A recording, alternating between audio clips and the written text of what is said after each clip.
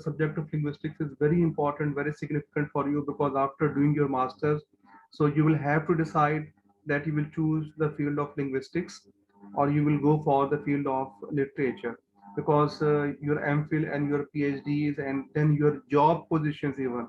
So even now the job position, they are announced that PhD in English linguistics or PhD in English literature are required. So for the post where the literature, PhD literature is required, the PhD English linguistics, they can't apply. Mean to say that it's a time that where you have to decide after doing your MPhil, after doing your MA, that you will choose for the field of linguistics or literature. और literature आमतौर पर पहले आपने पढ़ा होता है, graduation में भी आपने पढ़ा होगा और भी आपने इंटर में भी देखा होगा, ये वैसे आपको आइडिया भी होगा, लेकिन but normally that the students they don't have the idea about linguistics. अभी सेकंड सेमेस्टर में आपने स्टाइलिस्टिक्स पढ़ा होगा, लेकिन अब थर्ड में लिंग्विस्टिक्स हम डिस्कस कर रहे हैं ब्रॉडली स्पीकिंग. और ये बड़ा टेक्निकल सब्जेक्ट है, साइंटिफिक सब्जेक्ट है.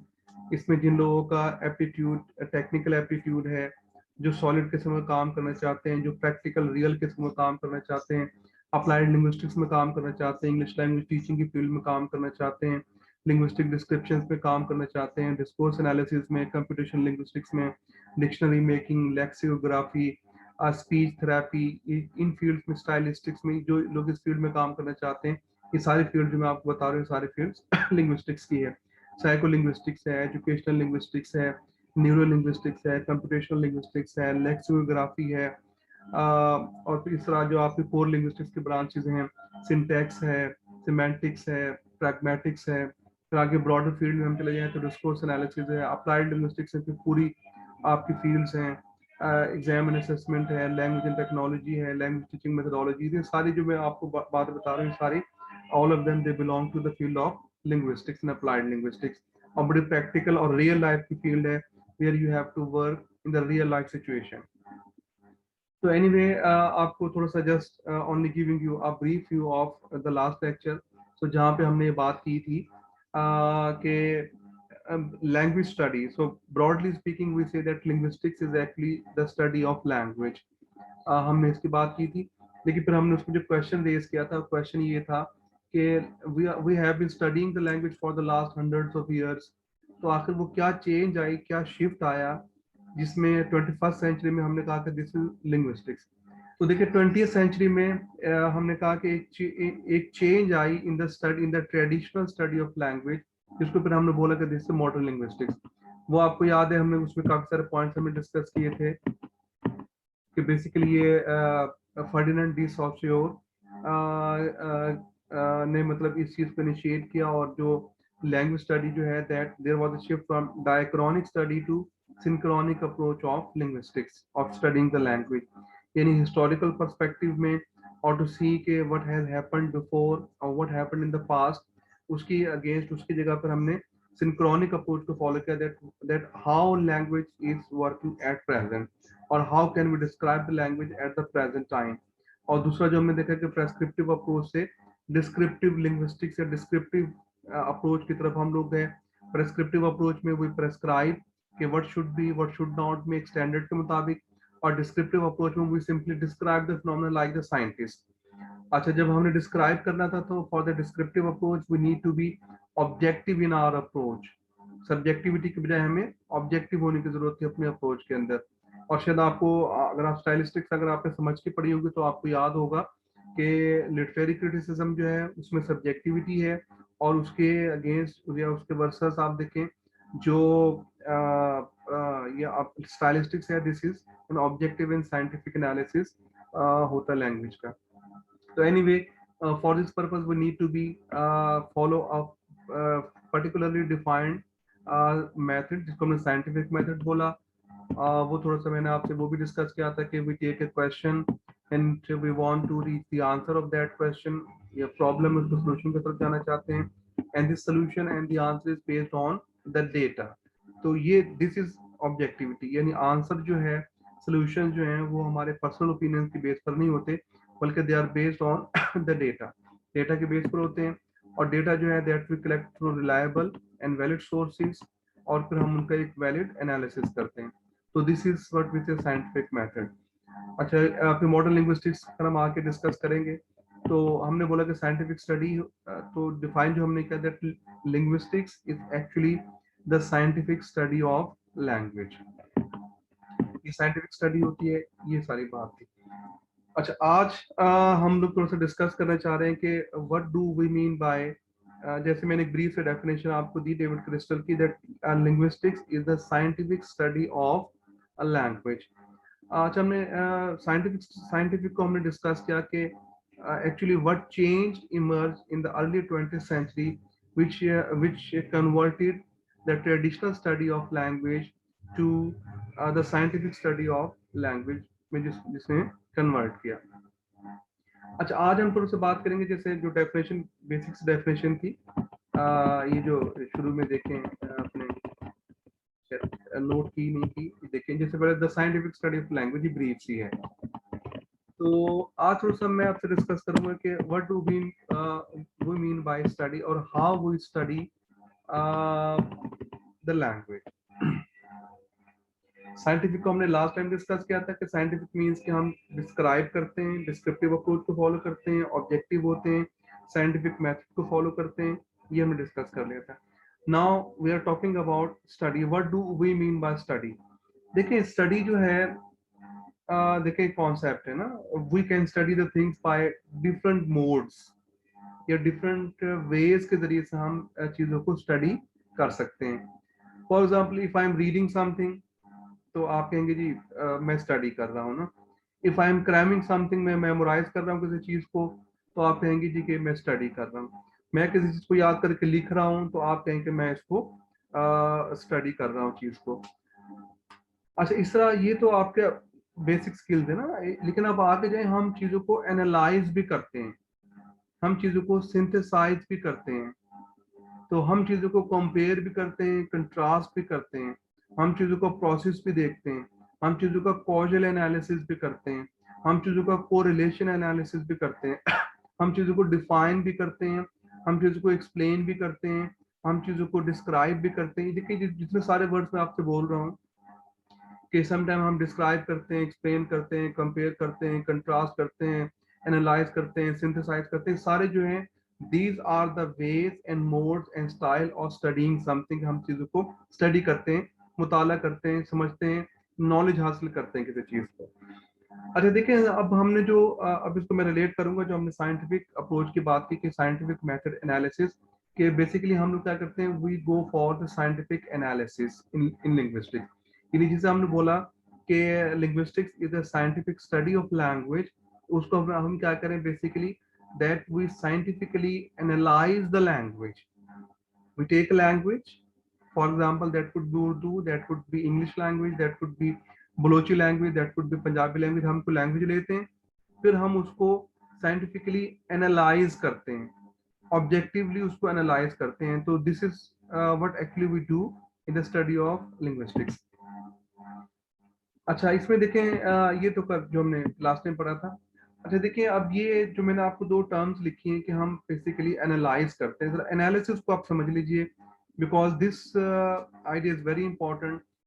कि हम देखेंगे कि हम जब हम डिस्क्राइब करते हैं, तो बेसिकली हम क्या करते हैं, हम लोग एनालाइज करते हैं लैंग्वेज को।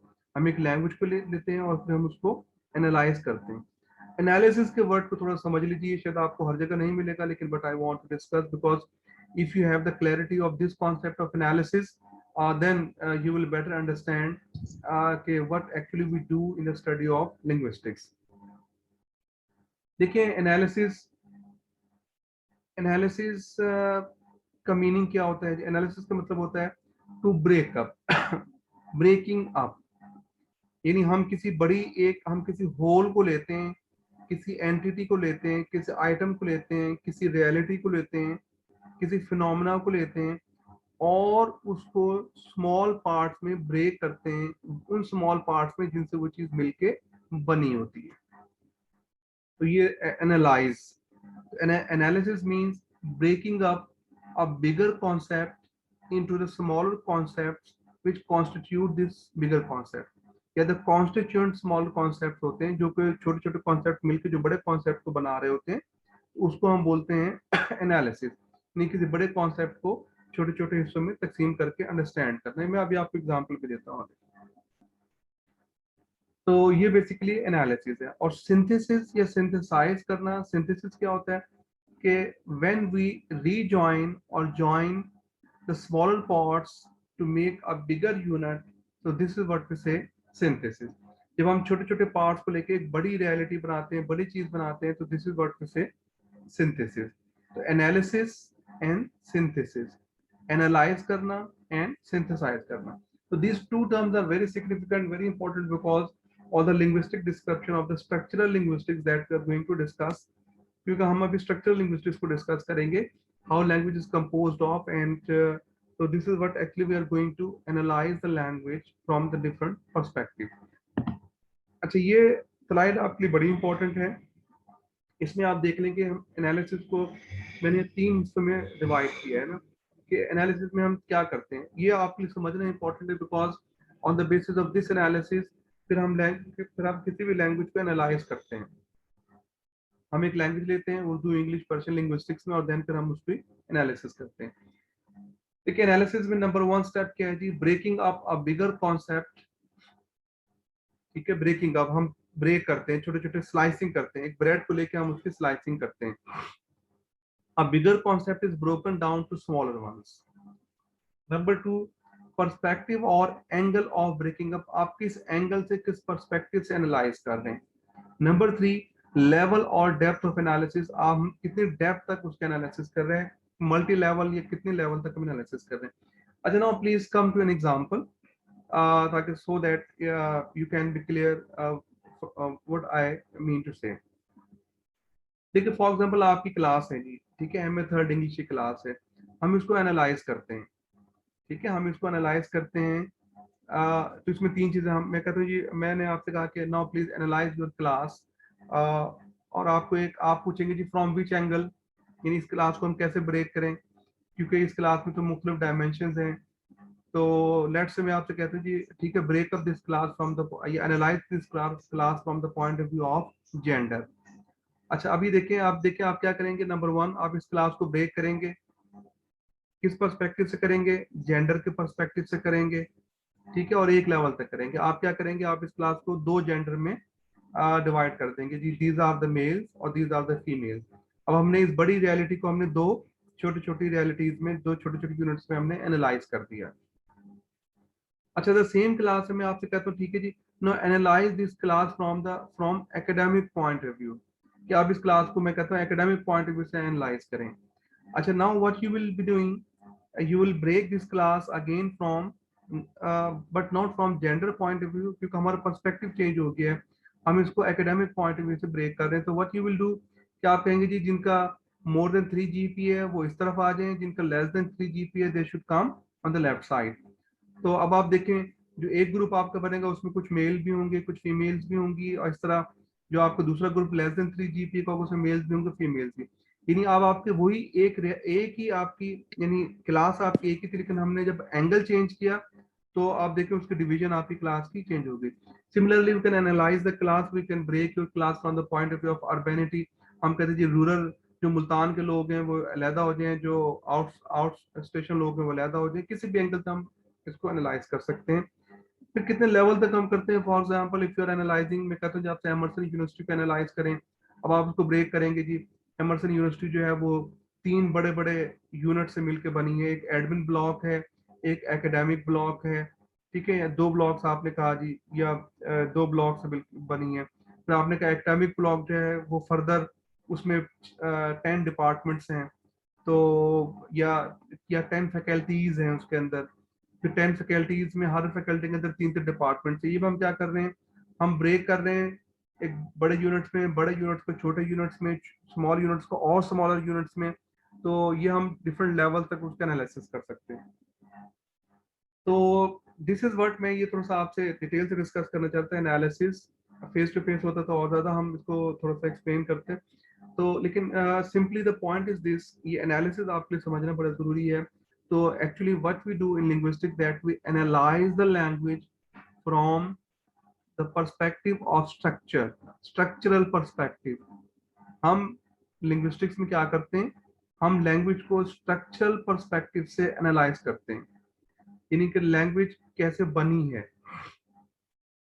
तो ये तीन चीजें आप याद रखिएगा कि यानी हम किसी चीज को लेते हैं, ब्रेकअप करते हैं, और किस एंगल से ब्रेकअप कर रहे हैं ये इंपॉर्टेंट है, और किस लेवल तक हम उसको ब्रेकअप कर रहे हैं। देखिए लेवल से मुराद है कि आखिर जब आप चीजों को, एक बड़ी चीज को दो में डिवाइड करेंगे, दो से चार में करेंगे, चार से छह में करेंगे, एक ऐसा लेवल आएगा where further division is not possible. And ये जो है कि the last level of breaking up of analysis, this is what we say कि ये आज का लेटेस्ट नॉलेज है, इससे ज्यादा हम चीजों को डिवाइड नहीं कर सकते। तो आई होप कि ये कॉन्सेप्ट आपको थोड़ा सा क्लियर हुआ होगा, बाकी मजीद भी आके हम देखेंगे।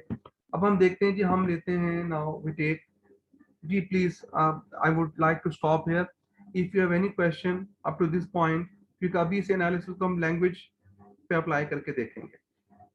जी कोई क्वेश्चन आप में से किसी के जहन में आ रहा हो, anything that you want to be explained और you want to discuss something? जी वकार या कोई और क्लियर है किसी के सर, जहन? सर क्लियर है। क्लियर है, चलें जी, दैट्स वेरी गुड।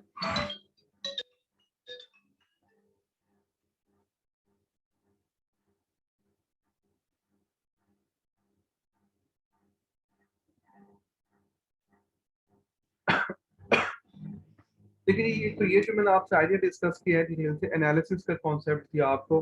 अच्छा, तो हमने कहा था linguistics is the scientific study of language. तो actually what we do that we scientifically analyze the language. अच्छा अब आ जाए जी, हम we go for linguistic analysis. In linguistics actually what we do that we scientifically analyze the language. अच्छा इसको जरा हम देखते हैं, इसको जरा अप्लाई करते हैं। तो देखें what we'll be doing, we'll take a language, let's say English language हम ले लेते हैं। अच्छा हम देखेंगे, हमने इसको एनालाइज करना है from the point of view of structure, structural analysis. Structural analysis से मुराद है how language is composed of, या what is the structure of the language. Language का स्ट्रक्चर क्या है, लैंग्वेज बनी कैसे है, लैंग्वेज की कंपोजिशन क्या है। तो ये हम बेसिकली करते हैं। अच्छा देखिए, जब हम लैंग्वेज को हम लेते हैं तो the first thing we come across, we see that language is actually composed of the sounds. हम देखें कि लैंग्वेज जो साउंड्स से मिलके बनी है ना। देखिए मैं जब आपसे बोल रहा हूँ, सो यू विल सी, तो आप इसमें साउंड्स भी हैं, इसमें मीनिंग्स भी हैं, इसमें ग्रामर भी है, इसमें एक कॉन्टेक्स्ट बैकग्राउंड भी है, तो everything is mixed up here. ठीक है, but when we analyse it, तो हम जब इसको अलग करते हैं तो हमने देखा जी एक एक यूनिट जिससे जो लैंग्वेज जो बनी, जिससे लैंग्वेज कंपोज होती है, so this is what we say the sound. So the sound, so तो यानी ये एक स्मॉलर पार्ट है, ये स्मॉलर सेक्शन है, we are analyzing the language. So we see that the sounds actually make the integral part of the language. एक उसमें से हमें साउंड्स निकली, ठीक है। लेकिन आप देखें, अच्छा दूसरा हम लैंग्वेज को ब्रेक कर रहे हैं ना, दूसरा हम देखें उसमें से हमें वर्ड्स मिलेंगे, यानी लैंग्वेज के अंदर वर्ड्स साउंड्स होती हैं, साउंड्स मिलके क्या बनाती हैं, वर्ड्स बनाती हैं। अच्छा लेकिन हम देखें कि वर्ड जो हैं वो भी आपस में कनेक्टेड हैं, वर्ड जो हैं वो मिलके सेंटेंस बनाते हैं, एक सिंटेक्स को फॉलो करते हुए। अच्छा फिर वर्ड्स के अंदर मीनिंग्स होते हैं। तो when we analyze the language from the structure point of view, so we come up with the major branches, the major divisions, the major parts, the major constituent elements of language. जब हम language को analyse करते हैं तो हमें language के बहुत सारे स्मॉल सेक्शंस मिलते हैं, तो जिसमें जिसमें साउंड्स हैं, जिसमें वर्ड्स हैं, जिसमें सेंटेंसेस हैं, जिसमें मीनिंग्स हैं, जिसमें कॉन्टेक्स्ट है। तो दिस इज व्हाट वी से, इसको हम बोलते हैं कोर लिंग्विस्टिक्स और डिस्क्रिप्टिव लिंग्विस्टिक्स, जो कि स्टार्ट हुई। अच्छा you see that, so from the various point of view,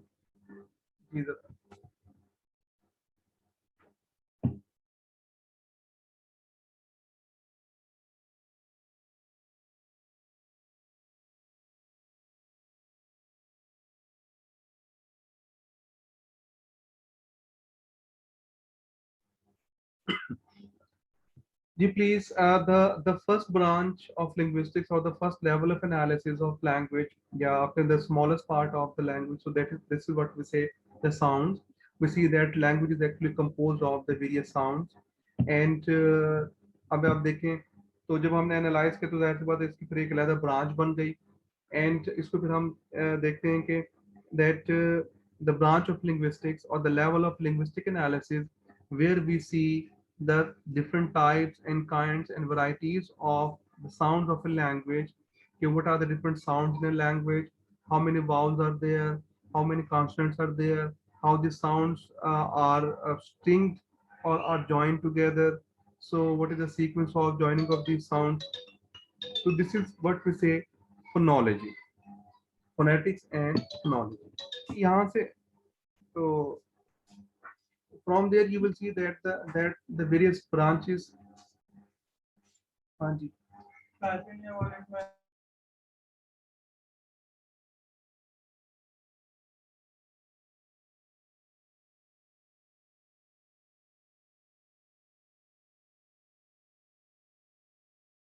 student जरा 2 मिनट जरा होल्ड रखिएगा तो मैं थोड़ा सा अभी थोड़ा थोड़ा एक अर्जेंट से काम आ गया okay sir okay if you have got the idea. So next we will see कि जो linguistics के main branches हैं, so they emerge from this linguistic analysis. So when we analyze the language at the level of the sounds, how the various sounds compose the language or participate in the composition of language. Yeah, when we study the different kinds of the sounds of a language following the scientific method. So this is what we say that we are studying phonetics and phonology. ये phonology हम की बात कर रहे हैं. तो phonology जो है this is the main fundamental branch of linguistics. तो लेकिन अभी फिर आगे हम इसको बाद में डिस्कस करेंगे डिटेल के साथ कि हम एक बहुत ही डीपर लेवल तक हम चीज़ों को एनालाइज करते हैं. हम लैंग्वेज को लेते हैं उसके साउंड को ब्रेकअप करते हैं we say that these are the vowel sound these are the consonant sounds और फिर ये इंग्लिश में for example we have 44 sound जिसमें से आपकी 24 साउंड कॉन्सोनेंट हैं 20 आपके vowel sounds and so on. तो वो फिर किस तरह वो साउंड्स आपके आपस में कंबाइंड होती हैं ये फिर फोनेटिक्स फोनोलॉजी में वो discuss what are the manner of articulation, what are the places of articulation, how the sounds are produced from the different speech organs. और फिर हम डिस्क्राइब करते हैं तो यानी ये हम किसी भी लैंग्वेज को इन मेन आप समझेंगे फंक्शन ऑफ लिंग्विस्टिक्स और I think you must know that in this world we have more than 7,000 living languages. तो you can imagine how much work is still remains to be done because हम क्या करते हैं we take a language और हम उसकी phonology को हम डिस्क्राइब करते हैं कि भी इस लैंग्वेज के अंदर इतने साउंड्स हैं इसमें से ये वाउल्स हैं ये consonants and so on. So the level of analysis or the branch of linguistics that discusses the sounds of language is called phonology. मैं अभी दोनों वर्ड्स इंटरचेंजेबली बोल रहा हूँ आपसे phonetics और phonology. जब हम इसको डिटेल से पढ़ेंगे तो then I'll let you know the difference between phonetics and phonology. अच्छा फिर सेकंड आप देखें morphology. So when we talk about morph means the form यानी अब ये जो साउंड जो हैं they combine together to make a form. एक शक्ल बनाती है जिसे हम बोलते हैं वर्ड यानी जिसे हम मीनिंगफुल अटरेंस बोलते हैं. यानी मैंने कहा जी बुक मैंने 3 साउंड को मिला के जो वर्ड मैंने बनाया मैंने यूज किया दिस इज द बुक. यानी ये जो वर्ड जो है दैट्स कैरिंग अ मीनिंग. इस वर्ड के अंदर एक मीनिंग है. So you will see that the branch of linguistics or the level of linguistic analysis when we talk about the word, the composition of the word, internal constituent structure of the word. So paradigmatic morphology भी होती है, syntagmatic morphology भी है. तो choices of words की हम बात करते हैं, हम word की formation की बात करते हैं. तो anyway, this is what we say morphology. In the level of linguistic analysis where we talk about the words composition किसी लैंग्वेज में कितने वर्ड्स हैं वर्ड्स कैसे बनते हैं वर्ड्स के स्ट्रक्चर कौन से हैं उनका मॉर्फेमिक स्ट्रक्चर क्या है किसी इंग्लिश में या व्हाटसएवर लैंग्वेज दैट वी टेक उसका मॉर्फेमिक स्ट्रक्चर क्या है उसमें आपके मतलब मॉर्फीम कैसे बन रहे हैं फ्री मॉर्फीम कैसे बन रहे हैं बाउंड मॉर्फीम कौन कौन से हैं. तो anyway that's what we discuss this is what we say morphology. ये 4 ब्रांचेस हैं लिंग्विस्टिक्स की.